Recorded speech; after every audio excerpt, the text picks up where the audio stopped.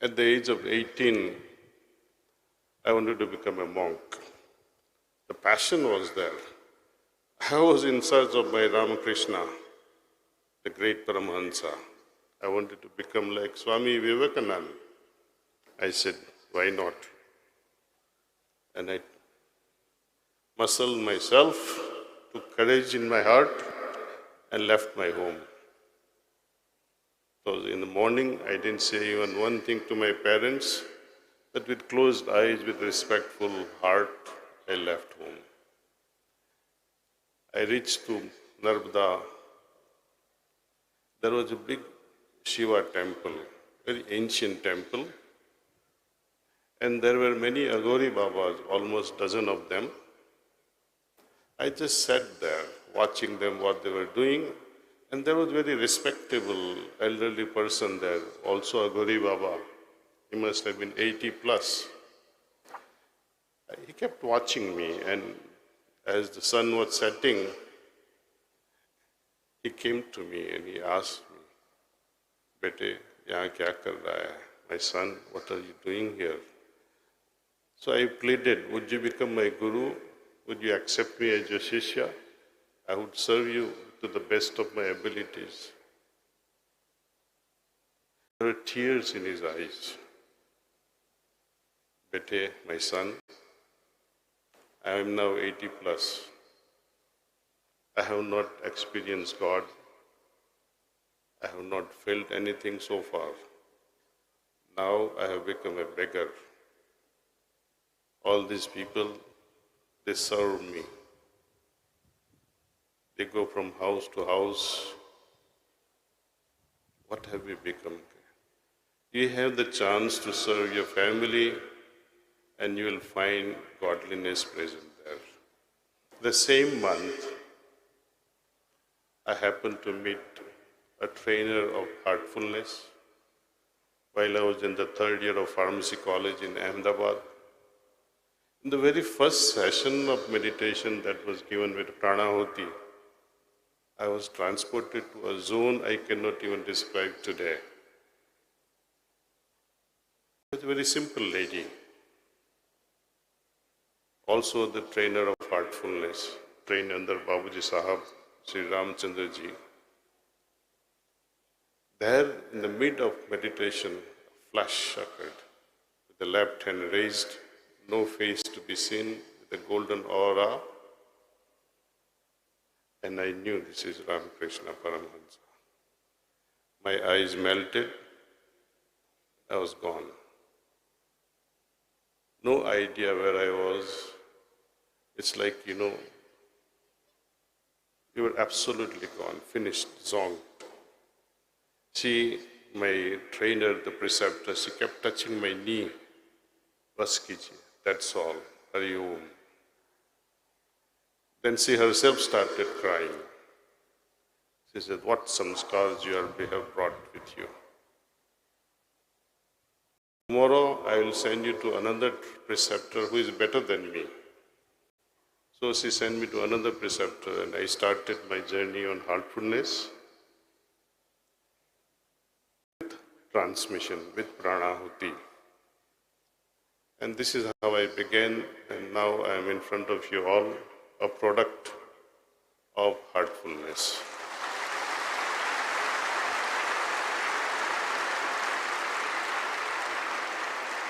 Not a day will repeat, not a single day of your sadhana will repeat where your experience will not be different. Every day will be different, because always moving means movement, like Atman. Atman is moving towards Brahman. And slowly, as expansion happens, as the evolution of consciousness happens, movement now becomes expansion, thinking becomes contemplation, and we move towards subtler and subtler and subtler realms. Many of you may ask a question, what is this Pranahuti? How different it is from Pranapratistha and Shaktipat. We'll take this up some other session. And thank you for your patient listening, but I would request you only one thing. Believe, develop faith only when you have experienced. Pray to God to reveal that. Thank you.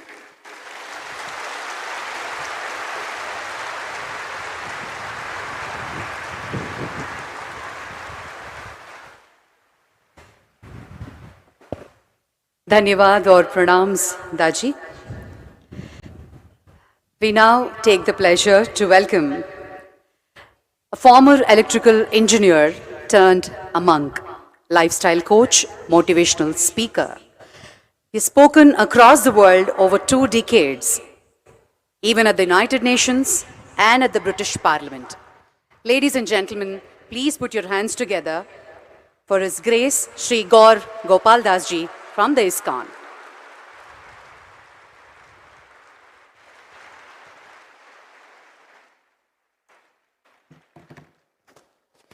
Dear brothers and sisters, ladies and gentlemen, boys and girls, a very good morning to you.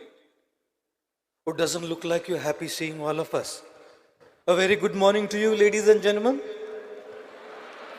We're coming from many parts of the world. We can do much better. A very good morning to you, ladies and gentlemen. That sounds so much better. Can you imagine if we try to keep all our boundaries of genders, religions, nationalities, socio-economic statuses all aside and come together as one force, as one humanity? Can you see the power in our voice? Can we do that again? Suprabhatam, ladies and gentlemen. The power when boundaries go away. The power when hearts connect. And therefore it is a commendable initiative. My heartfelt gratitude to the Government of India, to the Ministry of Culture for organizing such an incredible event, the Global Spirituality MAHOTSAV. This initiative is bringing so many people, regardless of faiths and affiliations, together with open-mindedness to explore spirituality. My gratitude, of course, to Honorable President of India, Draupadi Murmu ji, who will be gracing us this evening for the inaugural function. Gratitude to Shri Kamlesh Patel ji, Daji ji, or I don't know if it's just Daji or Daji ji, but since I'm just Daji, Shri Kamlesh Patel Daji ji, my gratitude. Gratitude to all the heartfulness volunteers who have put this together. Can you imagine putting this event together? How hard that is? How many of you are good at spellings in school? How many of you are terrible at spellings in school? How many didn't care about spellings in school? One boy in school class was asked by his teacher, 7-year-old, which state of India are you from? He said, I'm from Arunachal Pradesh, madam. I said, can you spell it for me? He said, I'm from Goa, actually. Right, who spells Arunachal Pradesh? Now, if you spell the word success, the second letter of the word success is U. And we cannot spell the success of such a grand event without you. Right? Without you. You can't have the word success without the vowel U. If it's just SCCESS, how do you spell that word? So ladies and gentlemen, brothers and sisters, without all of you, this event is no event. My respects to all of you for coming with such open hearts and such open minds to explore this diverse, deep space of spirituality. How many of you have problems in your life? Okay, brilliant. Any of you have any health problems?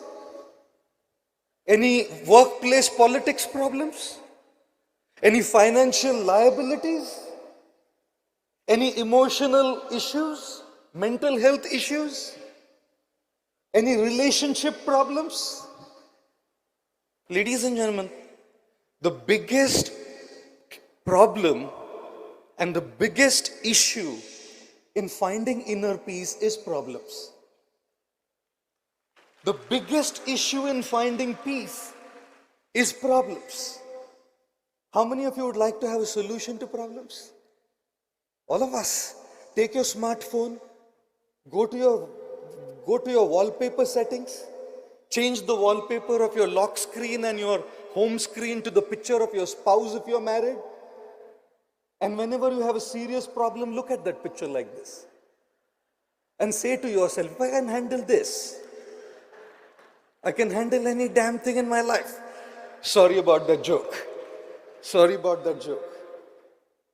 The fact is, whoever we are, problems are an integral part of our life. Do you think the esteemed guests sitting on this dais don't have problems? Do you think they will not go through health crises? Do you think they will not have governmental issues when it comes to building things of this scale? Spiritual or no spiritual? When we are human beings living on this planet, we are all going to experience problems just of a different kind. इसलिए मैं कई बार कहता हूं, मौत को तो लोग यूं ही बदनाम करते हैं जी. मौत को तो लोग यूं ही बदनाम करते हैं, तकलीफ वैसे जिंदगी से है. मौत तो एक बार खत्म कर देती है. Death will finish us once. Life is what is bothering us every single day. Life is what is causing a threat to my inner peace. Challenges, issues, problems, calamities, trying circumstances, difficulties is what is ruining my inner peace. How many of you felt, now my health is better? Have you ever given that sigh of relief? How many of you felt if you were in a toxic relationship and you have go through a divorce and say, done with this toxic relationship? How many of you had a financial liability and when you cleared that loan you said, As soon as a problem goes away is when you give a sigh of relief and say,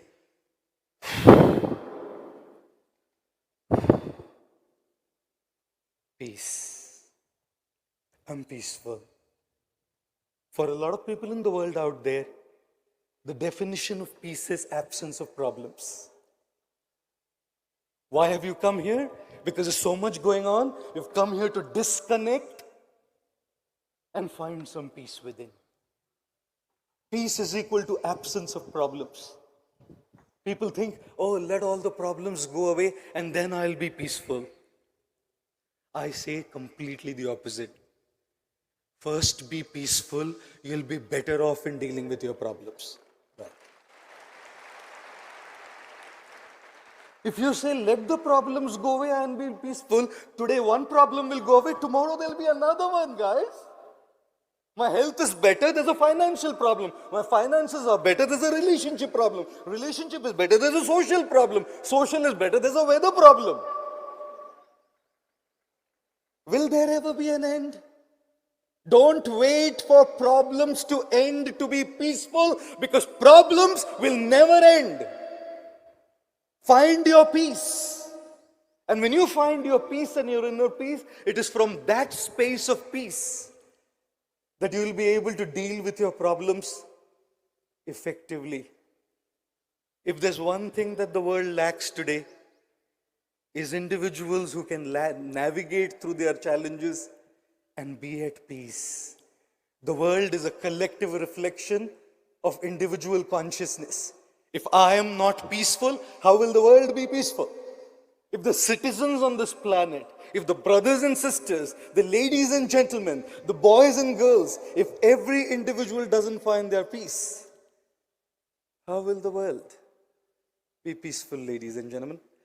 I want to tell you a story and probably give you 3 or 4 things to reflect on as you leave this place after 4 days as a practicing principle. There was once a king, and the king was extremely fond of art and paintings. He made an announcement that anybody who makes a painting depicting peace, the best painting will be rewarded with 1,000 gold coins. Thousands of artists came. They all started painting, making varieties of painting to depict peace. There was a gentleman who was screening all the paintings, and out of all the hundreds and thousands of paintings, he selected two. And they were both covered with a veil.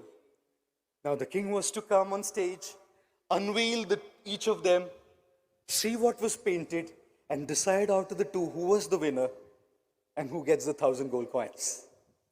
The king came on stage. He unveiled the first painting. What did he say? A beautiful, crystal clear lake, aquamarine waters. There was such clarity, you could see the bottom of the lake. There were beautiful mountains, birds flying around, clear skies with fluffy clouds floating in, beautiful swans swimming on the surface of the lake. And the king said, wow, my goodness me, this seems to be like the best painting depicting peace.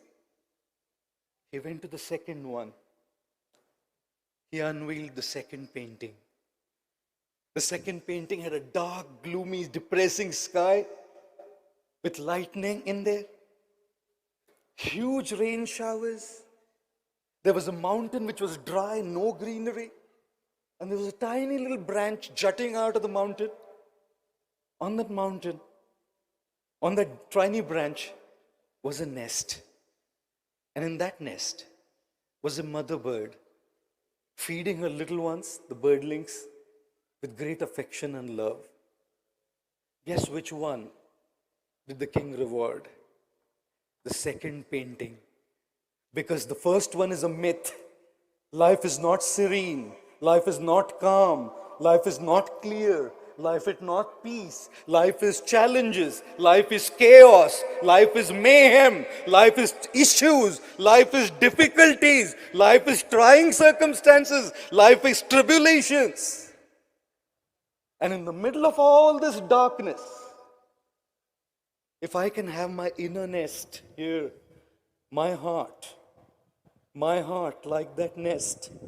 Outside is a gloomy sky. Outside is thunderstorms. Outside is lightning. I lost my job. I lost my parent. I lost my spouse. I lost this. I lost my health. I lost my money. Lost.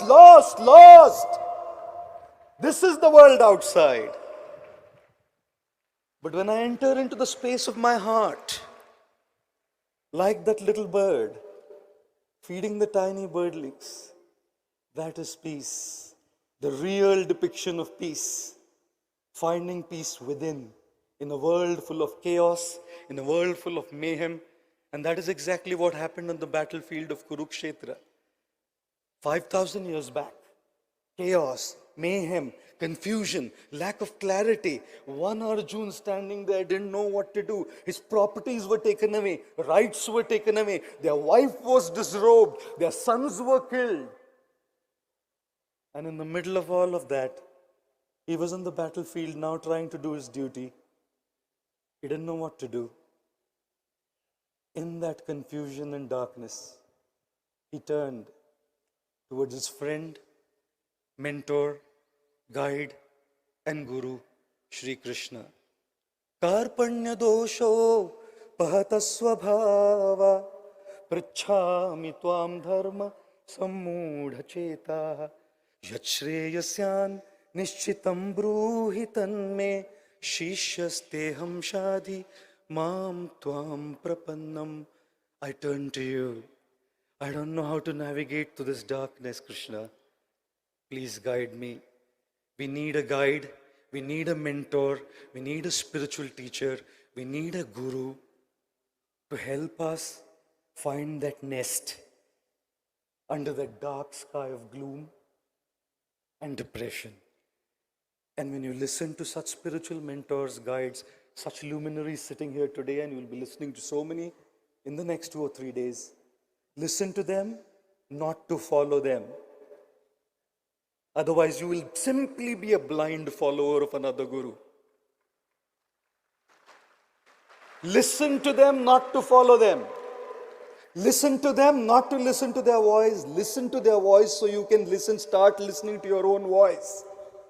If you cannot listen to your own voice, the whole spiritual path has been a big failure. I conclude my speech with these last 4 things that I'd like to recommend all of you. Take note of it, practice this. When you're going through challenges and you want to find your inner peace, say to yourself always, in an equation, there is a pi, 3.1814. You can't change it. But in that equation, there is an x. And focusing on the x empowers you. The more you focus on the pi that cannot change, you will be frustrated. Say to yourself, I will not waste my energy and peace on pi. The second thing, say to yourself, the world's problems are not my problems at the moment. I'm not an enlightened being yet. I'm okay to deal with my own share of troubles at the moment. Say to yourself the third thing, I don't need all answers and everything sorted out right now. Life is a journey. Things evolve. You don't need everything sorted, everything clear right away. And fourth, if you're a believer, turn to God. If you're a non-believer, turn to life, universe, whatever. You don't have to do it alone. Turn to somebody to whom you can connect and take off that stuff from your head. And as Kamleshji Patel Daji ji said, in this world today, let's religions not divide us. 2 plus 8 is 10, 3 plus 7 is 10, 6 plus 4 is 10, and so is 1 plus 9. There are multiple ways to reach 10. The end goal is 10. Whether I add 2 and 8 to be 10 or 1 and 9 to be 10, we are all meant to reach that stage of 10. Let us respect each other. Let us not just, he mentioned that we should tolerate, shouldn't be tolerance alone. It should be acceptance of each other. Tolerance of each other to acceptance of each other. I would try to say one more thing and add to the beautiful thing he said. Beyond tolerance and acceptance, let us celebrate each other's connections as a great humanity. Once again, my gratitude to all of you and to Daji ji and the Ministry of Culture for giving me this opportunity.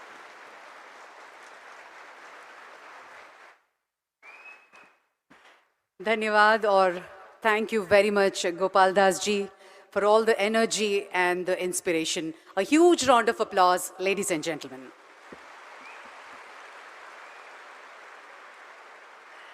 It gives us great pleasure to welcome Brahma Kumari Usha ji, a senior Raja Yoga meditation teacher and a management trainer at the Brahma Kumaris Aishwarya Vishwavidyalaya, based at the global headquarters in Mount Abu. With her innate qualities, capabilities, and Supreme Father's blessings, she has focused her strength and speciality into a meaningful channel. In fact, she is a practical example of applied spirituality. Ladies and gentlemen, Sister Usha Ben.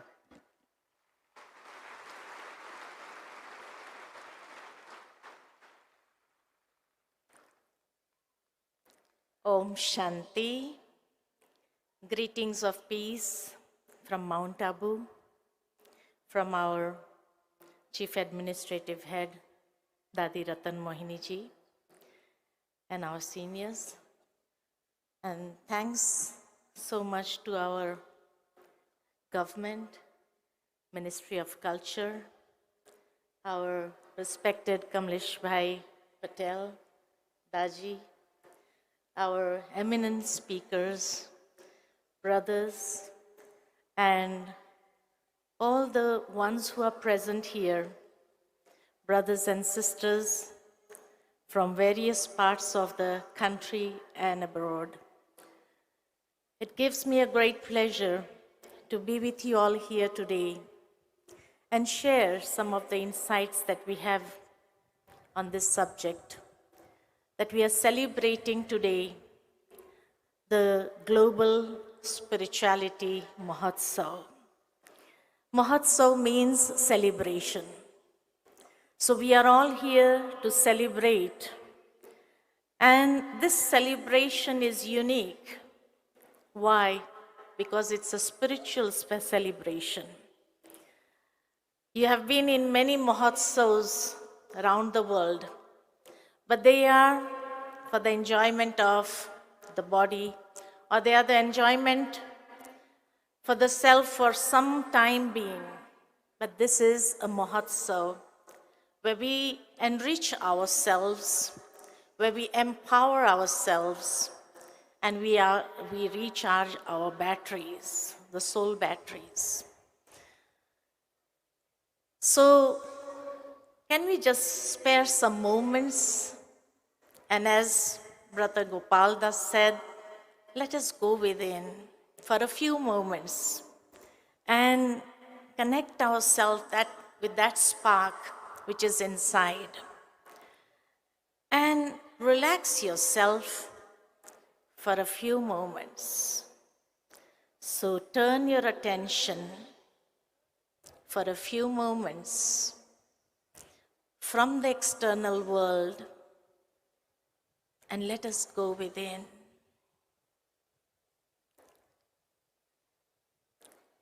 With your inner eye, visualize yourself as a being of light,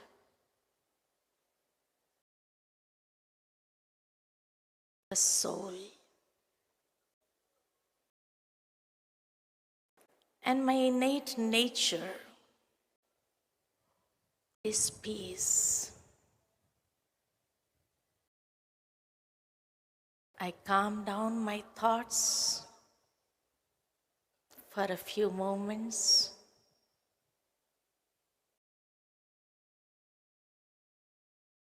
and experience the silence within.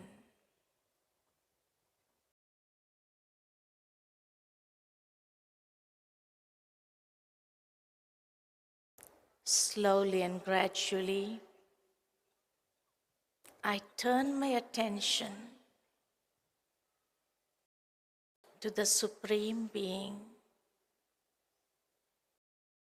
who is the source of light, the source of peace.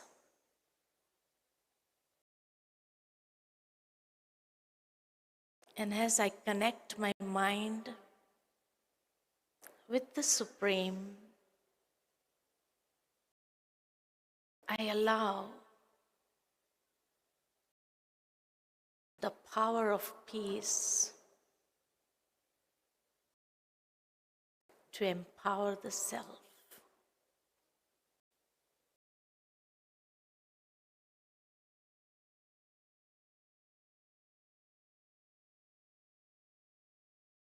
And I radiate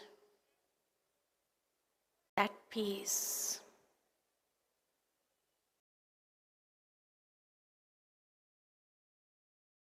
around me.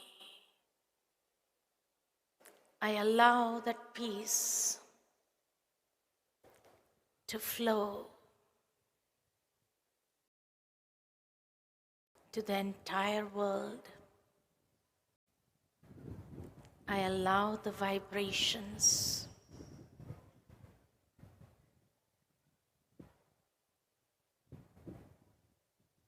to spread in the world so that everyone can be at peace.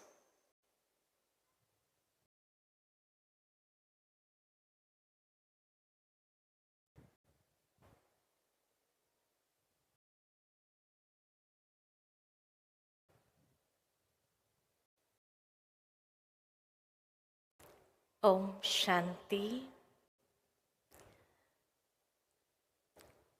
As our brother rightly mentioned, that peace is not something where we find that everything is so serene and we can experience peace. Otherwise, people may go to the jungles, may go to the seashores maybe, to experience that peace. They may go to the mountains. But we all need peace. While being at our place, living in the life full of challenges, and still my mind is at peace, calm, positive. That is what we all need. It reminds me of a beautiful story that once there was a person who put a challenge in front of many, that whoever can stay in peace, can stay alone in a house for 1 year, I'll reward that person 10,000 rupees. Nobody took the courage. There was one young man who said, okay, I can try and take up this challenge. So he accepted. And he said that this is a place where you have to stay for 1 year. You cannot meet anyone. You cannot have any television. You cannot have any mobiles. You cannot have any internet connection with you. Nothing. You have to stay alone. You'll get some books to read if you want to. For 1 year, you have to be there. So initially, when he had nothing to connect himself with, not to the world, not to anyone outside, there was frustration that was getting inside him. He started banging his head. He started pulling his hair. And he had a buzzer that if you fail and if you don't want to go on for 1 year, you can press this buzzer button and come out. But you'll lose everything. So he was about to press the button, but then he remembered the 10,000 rupees, which he was in great need of. So again, he would go here and there in the house, but he didn't know what to do. After 10 days, finally, he was just sitting one day, and gradually, he went inside. He really felt that source which was inside him. He connected himself with the real identity. And then gradually, he was so peaceful inside. He started meditating. Gradually, he got connected with the Supreme. And there was so much of power and bliss that he started experiencing that he did not even realize how the days passed by. 1 year was about to complete. And the person who had put the challenge in front of him, that person went bankrupt. He had no money. So he thought, let me just go up to him and say, wake him up, bring him outside, and tell him that I'm sorry, I'm not able to pay you that 10,000 rupees. But when he went to the door, he saw a note there. And on the note, it was written, my dear friend, you have given me something so incredible that I cannot find any words to thank you. I don't need your 10,000 rupees. Now I'm on my journey to experience the real peace and happiness in life. So I thank you so much for giving me that. So we all need that peace and happiness in this world. Being and doing everything, we need that peace. But for that, we really need to empower ourselves with spirituality. Just as when a person does not have physical immunity, a little bit of change of weather can affect his health, and some viruses or some viral fever, cold, cough can come up. Similarly, today all these things are disturbing my mind, creating a lot of frustration, not allowing me to experience peace because my spiritual immunity has come down. And this is the best place and the best thought that our Kamlesh Bhai Patel has come up with and the government of India has come up with, that we need to empower ourselves with spirituality. And the day we are able to do that and increase our spiritual immunity, definitely we'll be able to rule the self and we'll be able to conquer the hearts of many. And this is our culture. This is the culture of India. It does not matter which religious background we come from, but our culture is that we need to empower ourselves with spiritual knowledge, with spiritual wisdom, and arise, enhance our internal powers, enhance that power of peace which is inside. Therefore, the great saints have said, peace is not outside, it is within. We have to go within and experience, realize, and empower ourselves with that. Then, when the spiritual immunity comes up, then no matter whatever comes up in my life, nothing can disturb me mentally, emotionally, physically. Nothing can disturb me because we are beyond. And we know how to handle our lives very well. Bhagavad Gita, in the essence of Bhagavad Gita, it is said, जो हुआ वो भी अच्छा, जो हो रहा है वो अच्छा, और जो होने वाला है वो बहुत अच्छा. The only thing is I need to develop that perception, that perspective, to look at life, what life is teaching me, what life is giving me, something valuable, which I can treasure it with myself forever and share with others also. So let us see life. Whatever has happened was good. Whatever is happening is good. And whatever is going to happen is going to be for the best. So let us look forward and apply this spiritual wisdom from Bhagavad Gita in our practical lives. Enhance our spiritual immunity, and then we can see how we'll be able to find peace with ourselves, with others, and spread that, radiate that out into the world as well.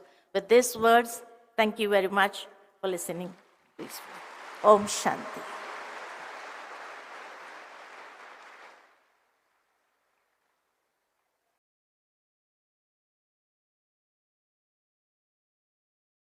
Thank you, Sister Usha Banji. Pranams and Dhanyavad. Ladies and gentlemen, it gives us great pleasure now to welcome. There are only few Jeers who accept disciples irrespective of their castes. He's a yogi, a guru, a spiritual guru known for his Sri Vaishnavism. Subscribes to the tradition of Sri Vaishnavism and the designer and planner of the Statue of Equality, a statue dedicated to Ramanujacharya, a Padma Bhushan, Sri Tridandi Chinna Sriman Narayana Ramanujana Jiyar Swamiji, Vedic scholar, spiritual teacher. His Holiness Chinna Jiyar Swamiji, may we request you for your address, please.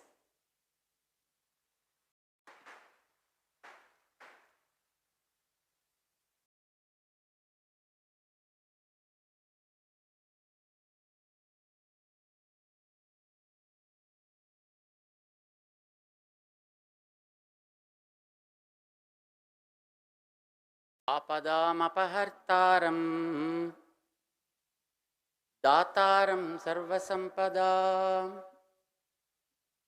लोकाभिरामं श्रीरामं भूयो भूयो नमाम्यहम्.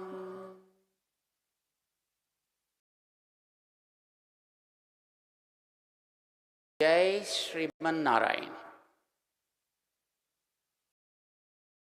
Dear Bhagavad Bandhus, we are so privileged to be here with all of you on this wonderful global spiritual MAHOTSAV, which is aiming from inner peace to world peace.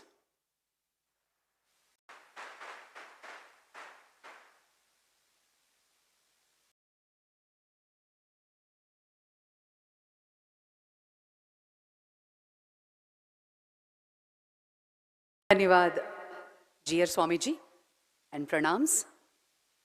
Ladies and gentlemen, I now request all of you to please put your hands together for Swami Atma Priyananda. He was the first Vice Chancellor of Ramakrishna Mission, Vivekananda University, and he has joined Ramakrishna Mission in 1978. The Indian University Administrator and a Sannyasin of the Ramakrishna Order. Swami Atma Priyananda, may we request you for your address, please.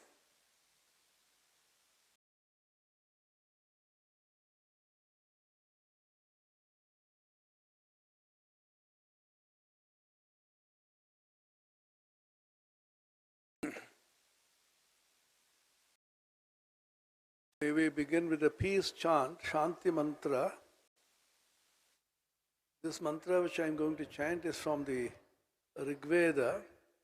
How many thousand years old we do not know. Our ancient sages and seers always prayed for peace. And every Upanishad, which is Vedanta, the end of the Vedas, prefixed and suffixed by the Shanti Mantra.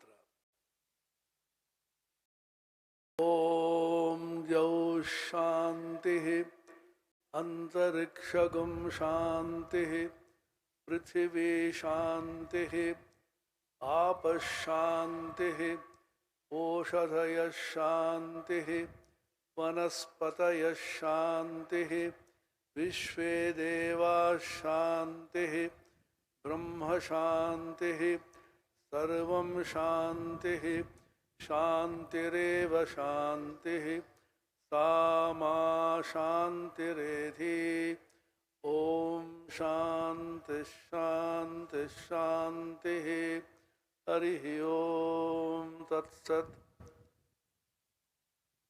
May peace reign in the skies. May there be peace in the interstellar space. May peace reign on the earth. May peace be there in the water bodies, the rivers and the oceans. May all the vegetation be peaceful. May the environment be peaceful.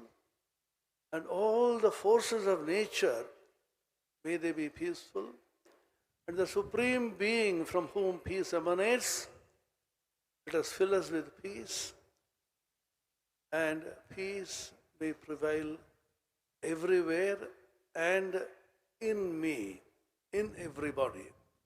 Om peace, peace, peace. Om that existence. I happen to be the last speaker, but not the last word on what is being said. In the Hindu religion, there is no last word because continuously it is being renewed, rejuvenated, Sambhavami Yuge Yuge, as the Lord Krishna pronounces in the Gita.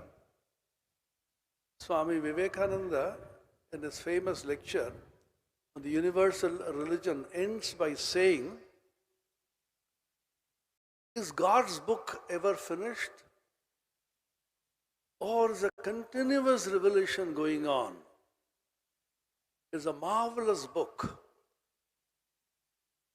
One page of it is the Vedas, another page is the Bible, one more page is the Quran, Zandavasta, and so on, and continuously more and more pages are being written. My salutations to the prophets of the past, my salutation to the prophets of the present, my salutation to the prophets who will be coming in future. I open my heart to everybody. And another context is said, all of you should become prophets yourselves. You follow a prophet so that you can become a prophet yourself. You have the prophethood within you. Buddha was only a state which Siddhartha attained. So every one of you have that prophethood, the infinite divinity within, and that has to be manifested. His famous definition of religion: each soul is potentially divine. The goal is to manifest this divinity within by controlling nature, external and internal. Do this either by work or philosophy, psychic control, by one or more or all of these, and be free. This is the whole of religion. Doctrines or dogmas or temples or rituals or books are only secondary details. Taking a clue from what Inspector Daji said this morning about tolerance and acceptance. Swami Vivekananda, in his famous lecture, 11th of September 1893, the Parliament of Religions of Chicago, he said, "I am proud to belong to a religion in which the Sanskrit language, in Vedas written, the word exclusion is not translatable. There is no exclusion, include everybody."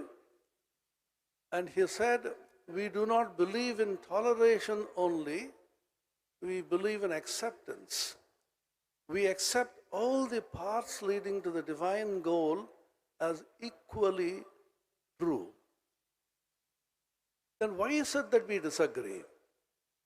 The last day of the Parliament of Religions, 17th of September 1893, Swamiji Vivekananda told a small story, very small, interesting story, very famous story all of us know.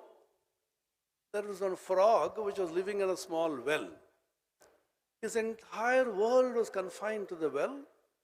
He used to swim, move about in that small well. And one day he saw a bigger frog suddenly jumping into the well. And this frog, the small frog, was very happy. He got a companion. And curious, where does this fellow come from? "Where are you from, my friend?" "The sea." Of course, it's a story. Whether frogs live in the sea, we don't know. "The sea? What is that? Is it as big as this?" He jumped from one corner to the other corner.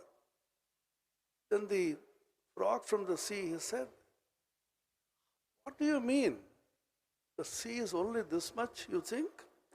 He jumped from that corner back to the old corner and said, "Is it that big? You cannot imagine how huge is the sea." Then the little frog said, "This man is a liar. There cannot be anything which is bigger than my own little well." Swami Vivekananda said, "I am a Hindu. I live in a small well called Hinduism. You are a Christian. You live in a small well of Christianity. The third person in Islam lives in a small well. Each one of us are living in small wells, each of them being true at the same time, but none of them can exhaust the infinitude of the divinity." This is one fundamental idea which is the basis of religious acceptance. This is very scientific also. What is the definition of God, divinity, by whatever name you call it? That it is inexhaustible, that it is infinite. How can infinite be truncated? How can infinite become small? Infinite by definition can't be finite, and a human conception will always be limited by your mind and the body and the senses. That's why the Upanishads repeatedly say, "To vacho nivartante apraapya manasasaha." The mind cannot reach there, the senses cannot reach there. If you say, "I have realized God through my senses or my mind," the God whom you have realized is only limited, conditioned by your perception. That God is good enough for you, keep it. Now the question arises, how is it that every one of these perceptions God be equally true? If one is true, the other should not be true. or a couple of them may be true, how is that each one of these different varying perceptions of God infinite be equally true at the same time? 3 years after Swami Vivekananda passed away in Mahasamadhi, 4th of July 1902, there was an outstanding discovery made by Albert Einstein, at that time as a patent of his clerk. He published a seminal paper which completely revolutionized our idea of space-time. And that gave us a complete different perception of the world, what we call as Wilton Schwan. He said, we look at objects stationed in a particular frame. I make it very simple for all of you. Theory of relativity, called the special theory, is something which is supposed to be very difficult to understand. Einstein himself said, very few people understand. He said, can you tell us the relativity theory in simple words? He said, Newtonian physics said, if all the matter in the universe vanishes, only space and time alone will remain. What the relativity theory has proved is that space and time will also vanish along with matter. So the perception which you have is from a particular frame of reference. Drawing an analogy from there to the spiritual world, the religious world, my perception of God is conditioned by my mind and my body, my senses and my samskaras, predilections, preconceived notions. Your perception of God is conditioned by your idea, your predilections and so on. So each one of them as seen, conditioned by the perceptions of an individual's thinking, mind and the senses, each one of them is different. All the quarrel begins by saying, my perception is right. Not only my perception is right, my perception alone is right. Added to that, your perception therefore should be wrong, and therefore you come and convert yourself to my perception. This has been happening not only across religions, it's also intra-religious. How many sects and how many small differences are there among the various sects in Hinduism itself, in Christianity, Islam and so on. Why does it happen? How can each one of these perceptions be equally true at the same time? Is it scientific? Is it possible? Is it true?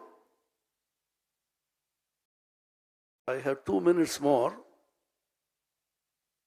This is the problem of being the last speaker. Now, how can each of one of them be equally true is a question which is answered by Einstein by saying, nature does not have any preferred frame of reference. There's so many frames of reference which we have.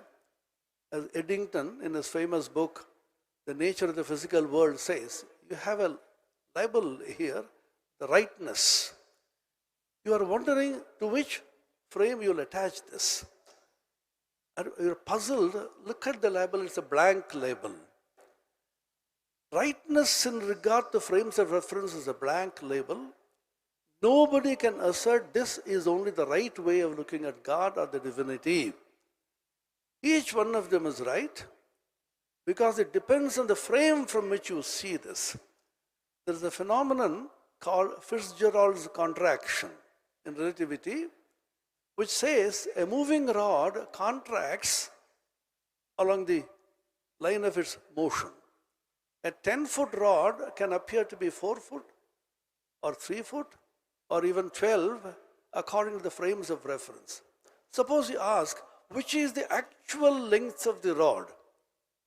The answer is each one of them is true, and the actuality which you are asking for cannot be found except beyond the frames of reference which condition you.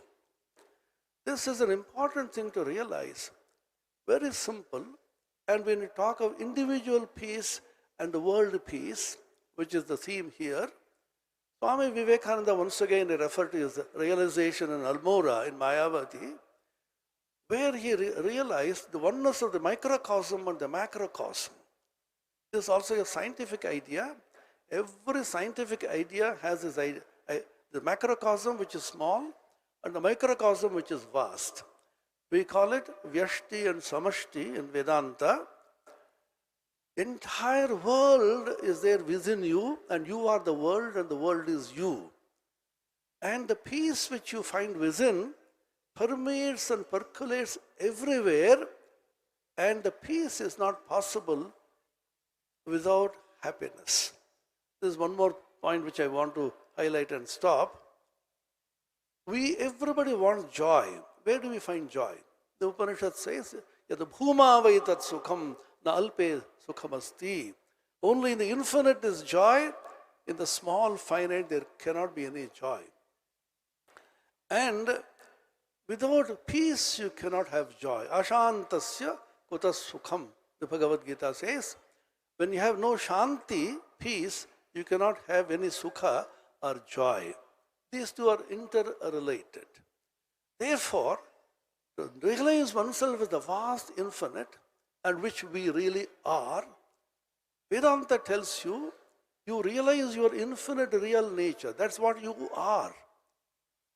Without realizing this, and if you think you are a small, limited entity conditioned by this body and the mind and the senses, you will always be in sorrow. There is a talk about troubles all the time in the world, etc. The trouble is how you perceive it. If you feel yourself with the infinite, then there's no trouble for you. Swami Vivekananda's story once again, a mosquito was sitting in the horn of a bull and went on biting the bull the whole day, and it felt very repentant. He said, Mr. Bull, I will go away. I've been troubling you for too long. The bull looked up and said, oh, you are here. I never noticed you. Come on, come and settle down on my horn with your entire family. All your life, what can you do to me? That is the challenge of Hindu religion, Vedanta. We say, I am the infinite. What kinds of troubles can come to me? I am the huge ocean. Rivers may come and join me. The Bhagavad Gita, once again, second chapter. Apuryamana machala pratishtham samudram apa pravishanti yadvad tadvat kamayam pravishanti sarvesa shantim apnoti na kamakami. The rivers come and join the ocean, and the rivers tell the ocean, too many rivers are coming there. No, come on. Any amount of rivers you come, I am the vast, infinite ocean. I will end with one more story, taking a clue from what respected Daji said about a drop of water falling in the ocean. It's a real incident which happened in Vivekananda's life. Vivekananda was in Paris, in France, and there's a great celebrity in those days, an opera singer, well-known, Emma Calvé was her name. As most of celebrities perhaps are, she was extremely upset, lonely, depressed, almost to the point of thinking of putting an end to her life. Somebody told her, there's a great Indian yogi here, you may perhaps get some consolation from him. She went to meet Swami Vivekananda. He was quietly doing some study in his room. He did not even look up. The moment this lady entered, Vivekananda said, even before looking up, my child, what a terrible atmosphere you have brought with you. Calm down, calm down. She came and sat before him. Swamiji looked at her and started speaking about some of the innermost secrets which she never shared with anybody else. She became flabbergasted, confused, frightened, started crying, Swami, how did you know all this? Has somebody spoken to you about me? Swami just smiled and said, is it necessary? I can read you like an open book. Then he gave her this Vedantic Advaitic impulse. You are that infinite. Don't brood over your sorrow secretly. Realize that you are the infinite. All the troubles that come and go pertain to your mind and body. They are like mosquitoes which are sitting in the horn of a bull. Cheer up. Realize your real nature and think of it.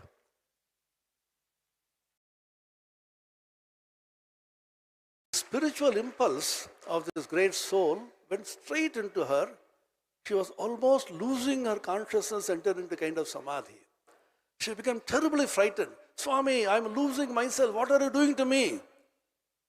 Swamiji usually used to say, you Westerners, you are so fond of your individuality. Mocking them, you are not individuals yet. You shall be when you are universal. Then he told this story. A water drop was falling onto the ocean. And the drop was crying miserably. The ocean said, why are you crying, my child? Oh, I'm going to lose my individuality as the water drop. The ocean smiled and said, my child, you are not going to lose your individuality as the drop, but you are gaining your individuality as the ocean. You were me, and the rays of the sun took you up. You are now coming back to join your billions and trillions of water drops, your brothers and sisters, which is the ocean. So if we realize ourselves as the ocean, which is the truth, declared by sages and saints across all religions, 100,000 times they have said this in all the religious books. They have practiced, documented, and if we realize this, remind ourselves of that which is true, we will also be blessed by realizing we are not small little beings, we are the infinite ocean. And the extreme Advaitic text, the Ashtavakra Samhita says, I am the infinite ocean of consciousness from which the entire world of beings arising. Mayyananta maham bodho ascharya jiva vichayaha udyanti ghranti khelanti pravishanti svabhavataha. We are that, and such a person who realized it himself will be a source of great peace to the world. He may not talk, he may not move around, he may not even express. His very presence will be a blessing. Vivekananda said, the power of thought is irresistible. A great saint lives in a cave and sings 5 holy thoughts and passes away without expression. These thoughts will penetrate through the walls of the cave, fasten onto some heart and work out there. So this great institution, Heartfulness Foundation, is an example of this. It will fasten onto somebody, Daji, and will work out here. And what works out is a result of that great holy thought which has been derived from the infinite consciousness.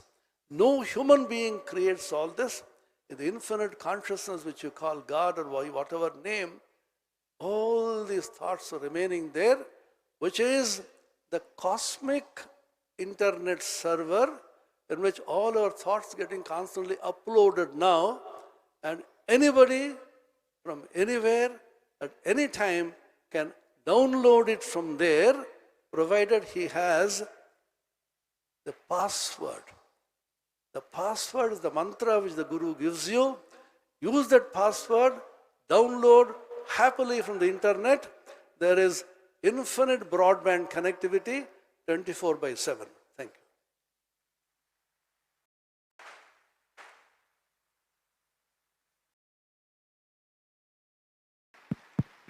Check. Hello. Thank you, Swami. Thank you very much. We have 2 more minutes left in this session. Let's take 2 questions from the audience, please, to the panelists.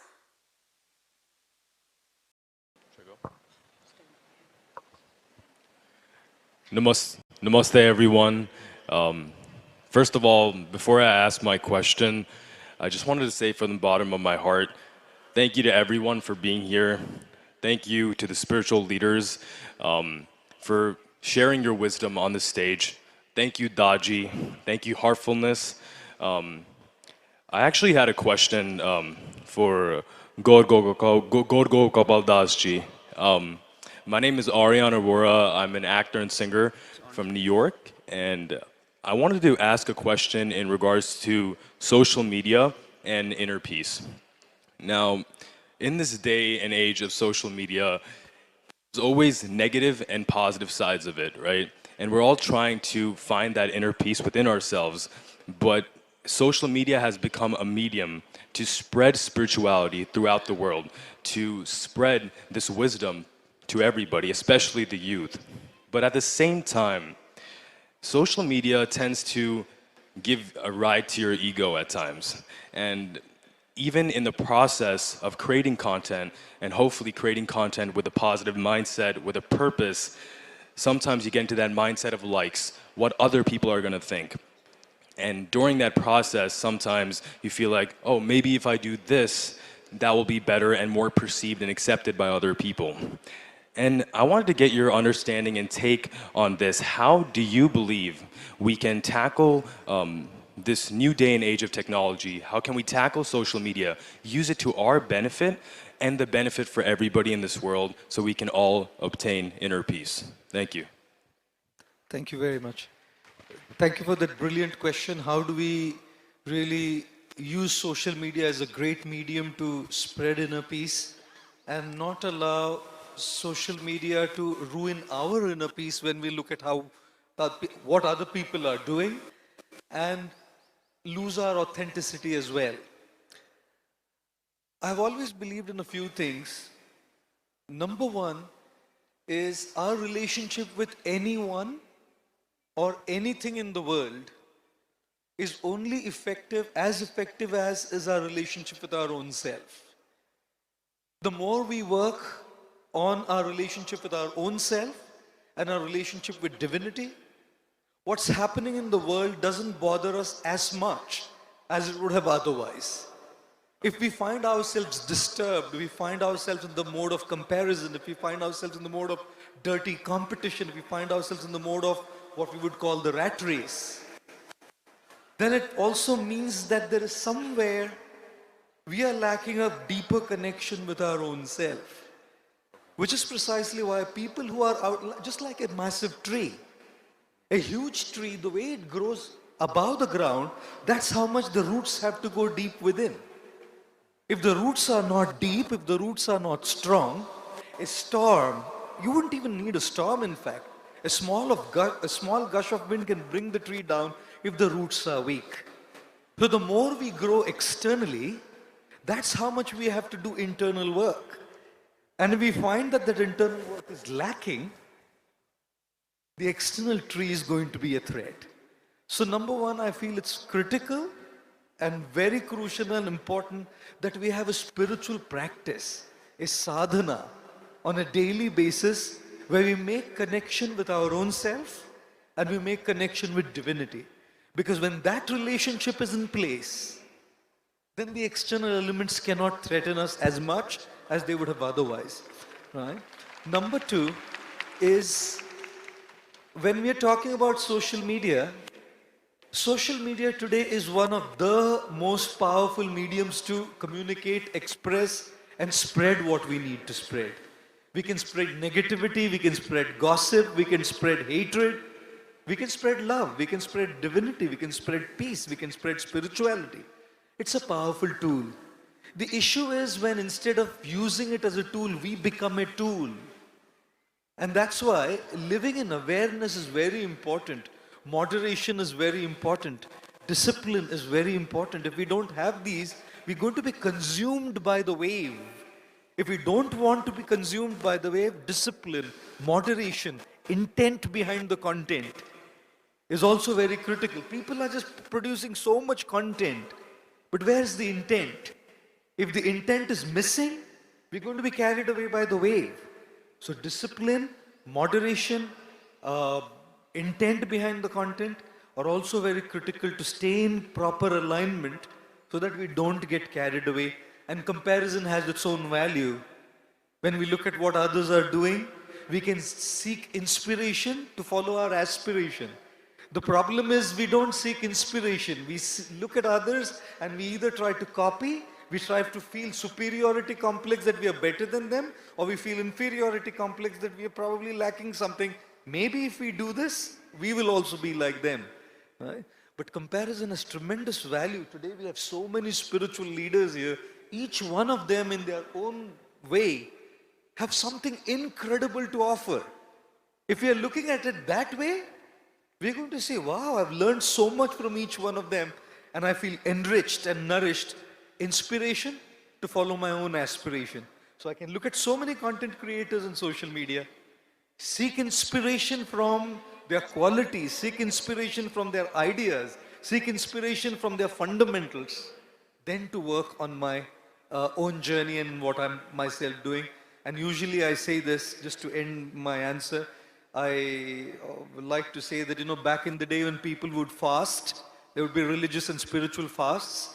The driver who brought me here has been fasting now, ending for Easter and Good Friday.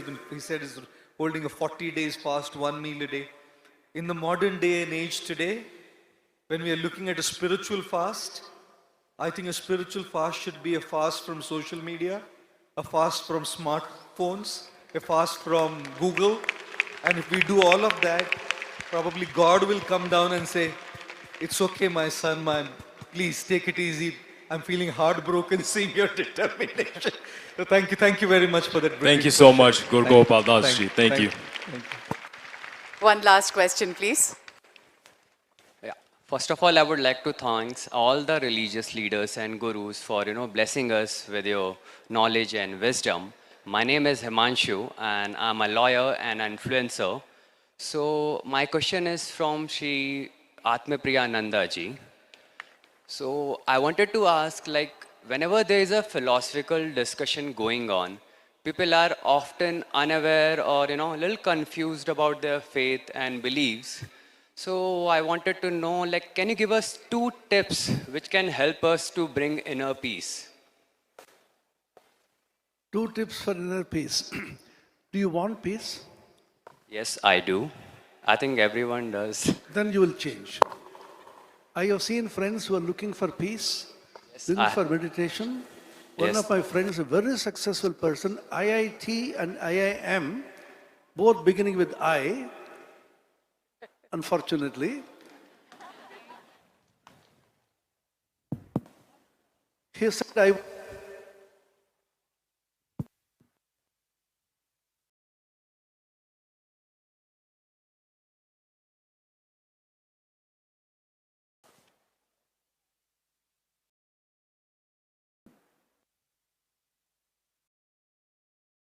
when he came over, he wanted to stay for a week. After a couple of days, he said, there's too much.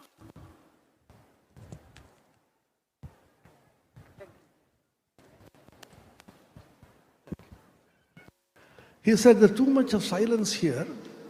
I want to go out for some time and come back. Where do you want to? I don't know. He came back after a couple of hours. I asked him.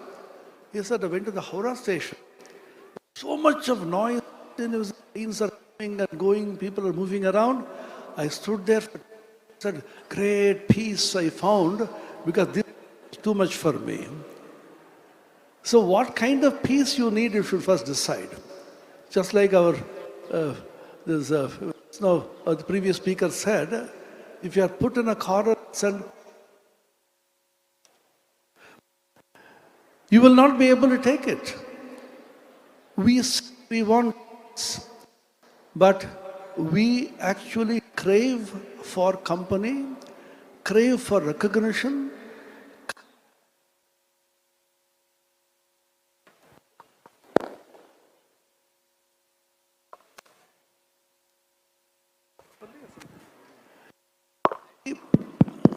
We crave for so many things, and therefore the peace is affected the moment you crave.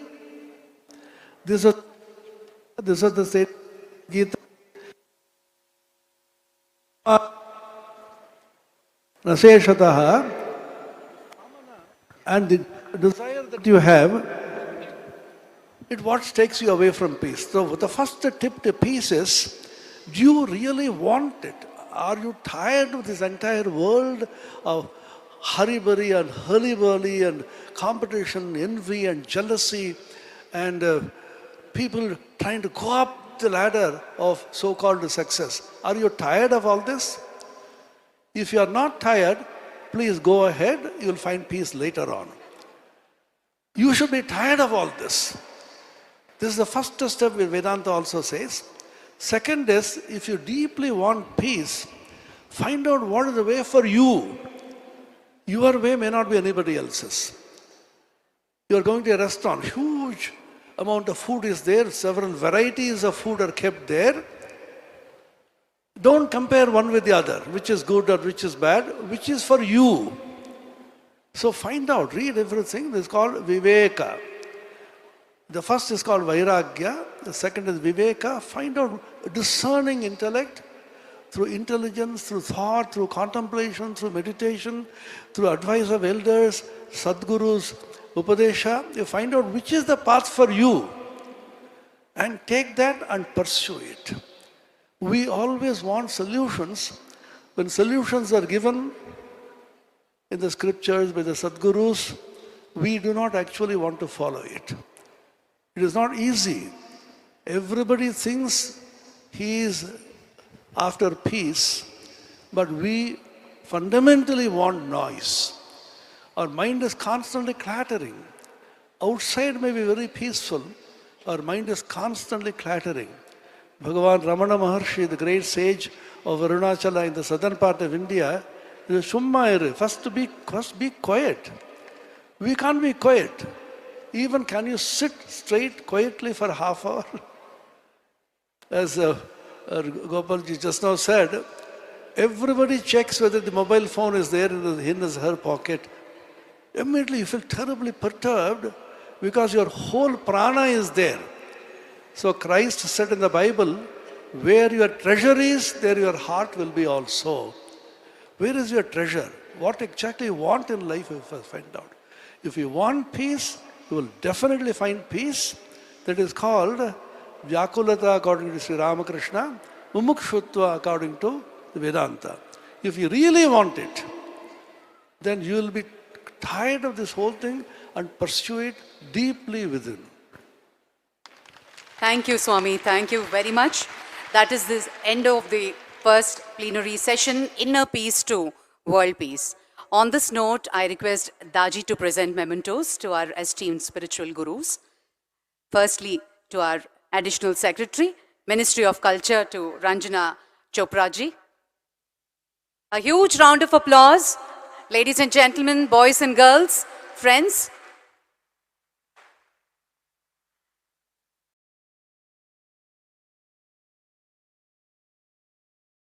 Shri Gaur Gopal Das ji.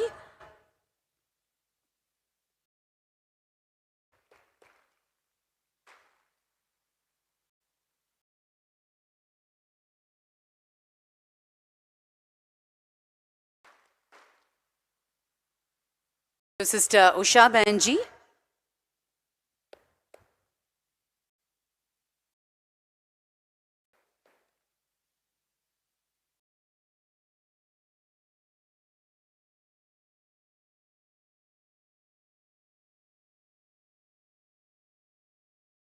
Shri G.S. Swamiji.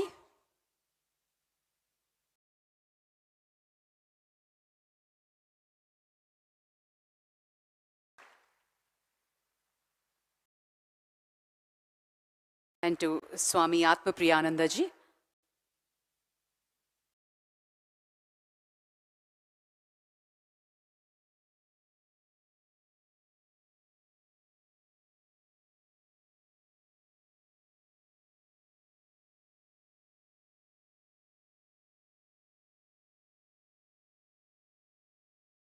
Thank you, Daji.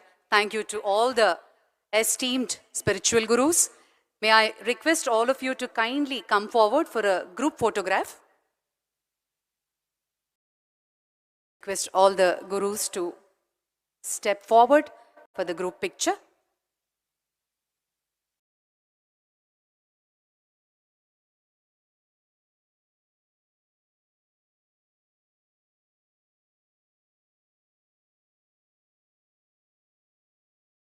Ladies and gentlemen, Global Spirituality Mahotsav, the main plenary session, Inner Peace to World Peace. A humble thank you and gratitude to all the esteemed gurus.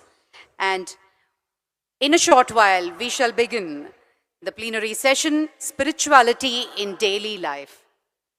At this moment, I would like to mention about the tree plantation Mahotsav post-lunch around 2:30, where all our esteemed spiritual leaders shall be joining in this momentous moment, the tree plantation, where the one quest of heartfulness, one earth, one family, one future, and this culminates in the tree plantation and will remain a memorable moment on this very special occasion. Thank you, ladies and gentlemen.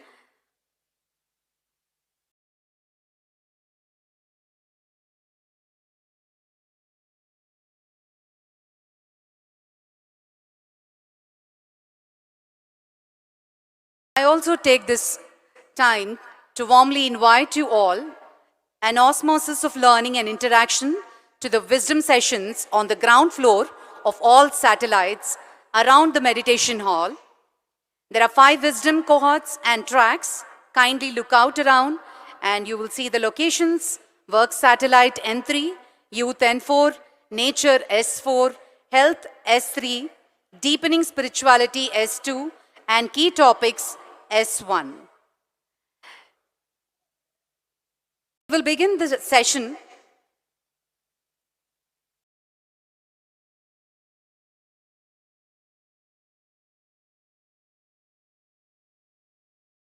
I request all the esteemed audience to be seated to begin with the yoga session and followed by the next plenary session, the topic Spirituality in Daily Life. I request all of you to kindly remain and be seated. Highly distinguished speakers and experts from diverse walks of life will offer their immense experience and insights on topics that may help us with the theme of the event towards connection and peace. Ladies and gentlemen, we have a quick yoga session.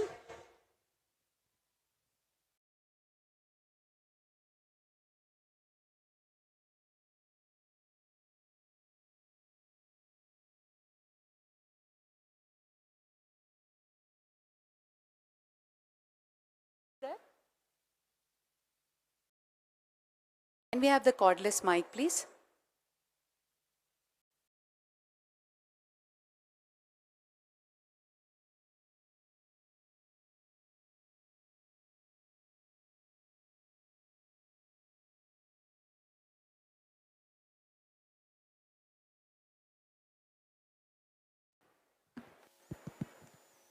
Hello. Hi everyone, once again. Please be seated. Please be seated.